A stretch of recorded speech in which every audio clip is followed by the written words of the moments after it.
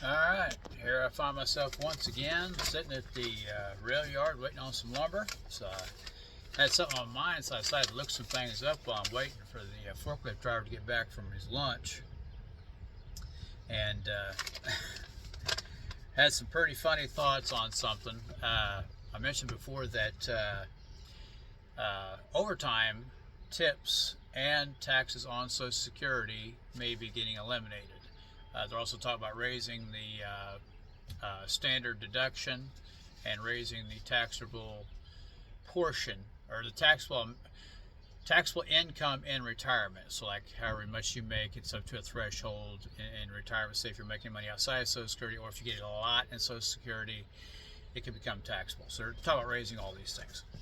Well, they just passed the no tax on tips, overtime, and Social Security. It passed the House. It's just preliminary. Just passed to the House narrowly. I believe it was 117 to 115, which is really wild to me, considering that half the country is talking about how they're for the common man, and it was all the rich Republicans that voted for this. That's just wild to me. But here's why. And so I did some digging, because I was like, I know why they did this. Most of your friends that voted, and I'm trying to be non-political here, most of your friends that voted for Harris probably have never seen an overtime hour in their life. They do the absolute minimum to get by with, just get by. Okay, they're the ones that are constantly needing government handouts, are waiting on a government handout, they're waiting on their kids' college funds to get, or their kids' college debt to get paid off. But the people are always looking for a free lunch. And so it's not news to hear that they could care less about tips and overtime and Social Security. They're not old enough to be thinking about Social Security yet, so they don't care about that. And they don't pay in enough of anything to worry about not getting taxed on overtime or tips. And none of them are waitresses. None of them are waiters. And so it doesn't affect them at all. But their big gripe, and this is what's funny, their big gripe is that it's going to cause a shortfall in tax collection. And that's true. People often think that their overtime is taxed at a higher rate because it's overtime. Well, that's simply not true. It's taxed higher because you just made more.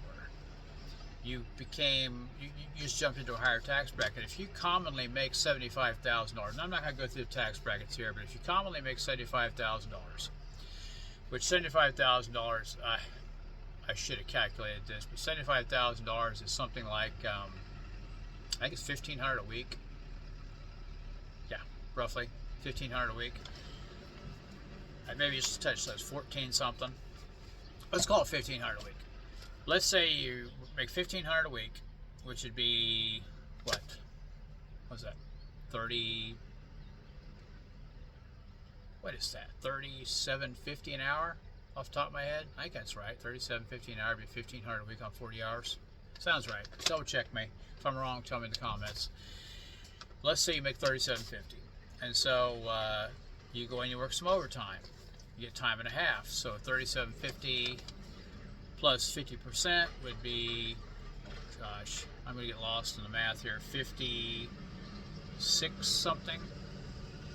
So now you're making $56 an hour.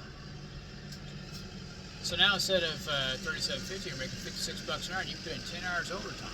Well, that's $560 you just made over the $1,500 you normally make.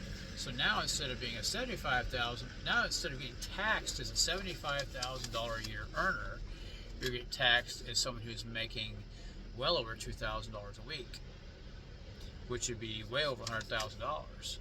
So you just jumped into a whole other tax bracket. So yeah, more of your check did come out, not just in comparison to the extra money you made, but more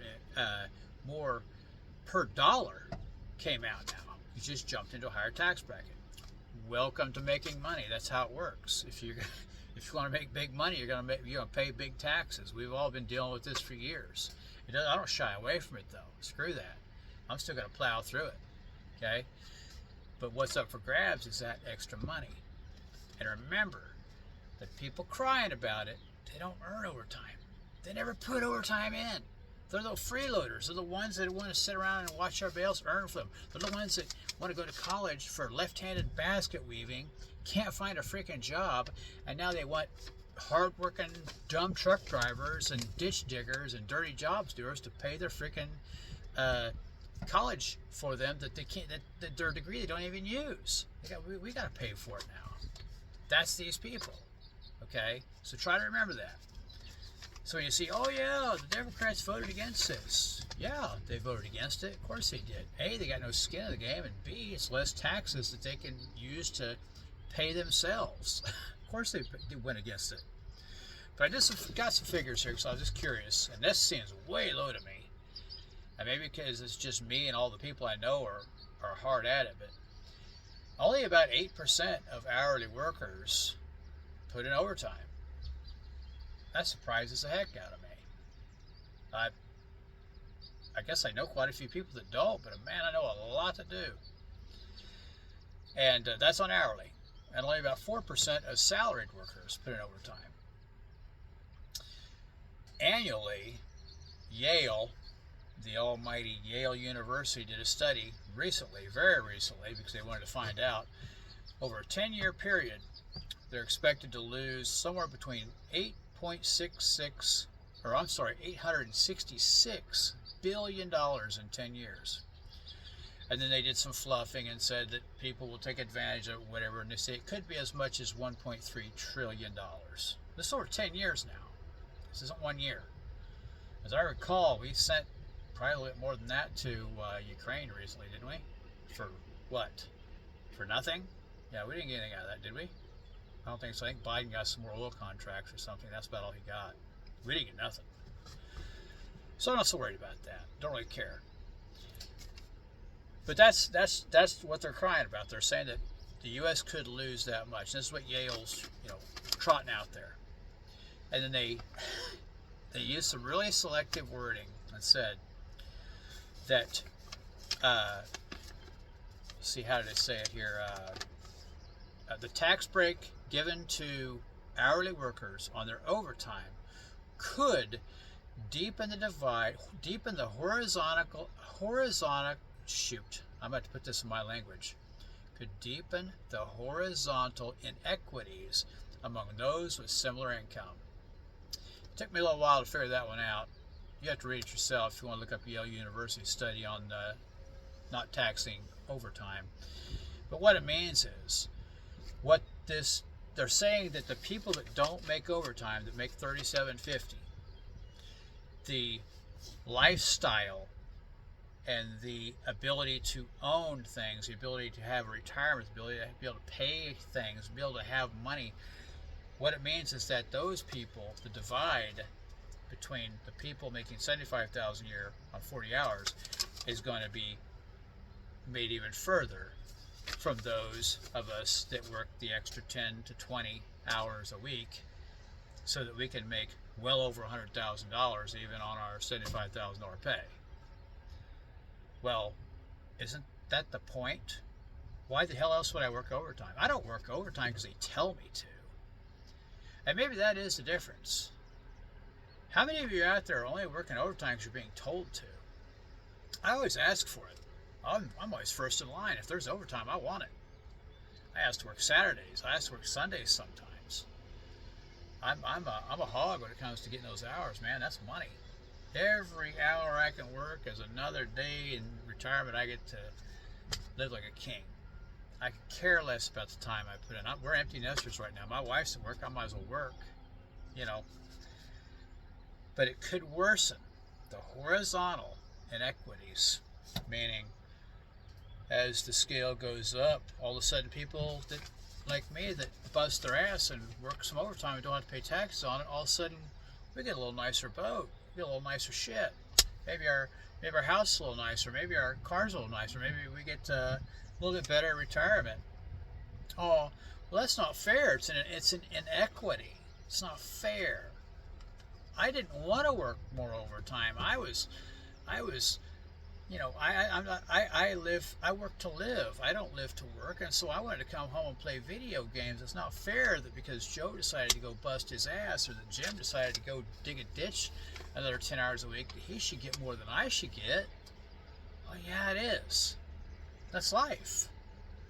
And the people crying about this, it's hard to look at them with a straight face.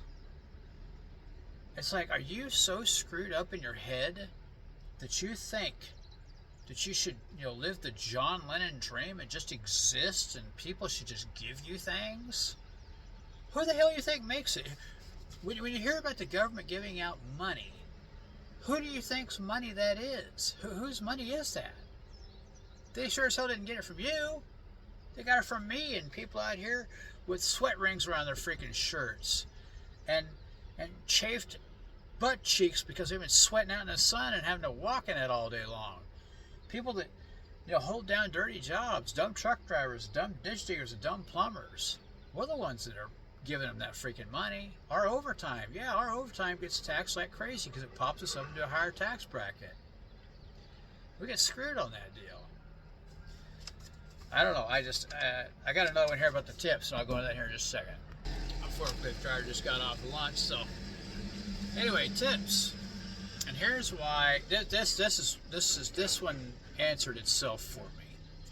I really figured that if nothing else, the Democrats would come out on the side of single mom working waitresses. This is the party they supposedly. This is who stands up there with them. And they talk about all these single moms. Well, some of these women are waitresses, okay? And so you'd think, oh man, they should be on the side of no more tax on tips, right? But they're not. You know why? Because more than a third, it's actually 37%, but more than a third don't even pay taxes. They don't earn enough money to pay taxes, period. When you think about that, it actually makes sense, because after your standard deduction, if you're a waitress or a waiter, you're probably not knocking down $60,000-$80,000 a year. Now you could be. There's some places, there's some people that are working at really, really nice places, really nice restaurants that probably make really good money. Those are the ones that are getting taxed. But as a whole, being in the service industry of food service industry, as far as being a table waiter, or a server, you're probably not making 6 figures a year. Could be. I'm not saying you're not. I'm saying you're probably not. As a whole, you're probably not. So they didn't even have an annual amount. Yale put this out, but Yale didn't bother calculating it because it was minuscule. It didn't even matter. It wasn't going to be consequential. So the Democrats going, well, there's no reason for this law to go through on tips because A, it's not going to equal any money, and B, only more than a third don't even pay them. 37% don't even pay taxes on tips. So it's not really going to matter. It's a wash. And then it comes to Social Security. $51 billion a year is collected on Social Security through taxes. And so if you go back here to what I said about overtime, $866 billion, that's on the low end according to Yale. It could balloon up to $1.3 trillion. Let's just go with the $866 billion. That was over 10 years. I don't know if that's adjusted for inflation, but I'm just going to use those numbers. So if you divide that by 10 years, that's $86.6 billion a year. So Social Security is only collecting $51 billion a year in taxes. And I'm not talking about in your check. I'm talking about on people in Social Security.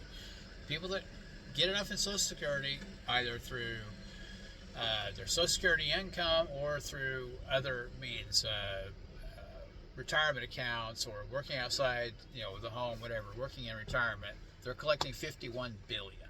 Okay, now that's from the way I understand it. Maybe I've got that wrong, but that's what the number said, $51 billion per year.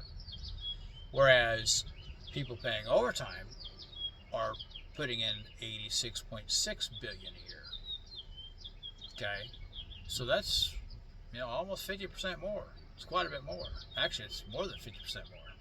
Yeah, it's quite a bit more than 50% more. That's $35 million more. So Yeah, 3/5 more. Okay, so the biggest reason why the Democrats did not vote for this is that the people that this is going to benefit more than anybody else are the middle class dirty jobs doers. It's not going to affect the college people. It's not going to affect the left-handed basket weaving people. It's not going to affect the stay-at-home multiple dad moms. It's not going to affect anybody that they consider their base. It's going to affect people that are paying far too much in taxes, that work way too hard to have what we have. Dumb truckers, dumb plumbers, dumb mechanics, dumb welders, people that figured out a way to make good money and make smart choices and do smart things and have a life, have a great retirement. And now we're thinking about Social Security, and they don't want us to benefit from it because they don't care about the Social Security benefits either, because it's only $51 billion. And the way that threshold is you have to make quite a bit on Social Security to get taxed in Social Security in general. I mean, you're talking upper amounts. People that were making well into the six figures a year, they're going to be knocking down. I mean, mine's pretty good. My Social Security is going to be pretty good. I've heard of people that are going to have way more than what I'm going to get. Those people get taxed. It's not the bottom 50% in Social Security that are even getting taxed. And so at $51 billion, even though it represents a lot of people, it's only maybe 20%. And I think I actually read that there's something only like 27 or 30% of people in Social Security paying taxes on Social Security. So that $51 billion is a pretty small number, considering it's 1.2 or $3 trillion a year is collected for Social Security. 51 billion is nothing. I mean, that's literally peanuts. Okay, so that number means almost nothing.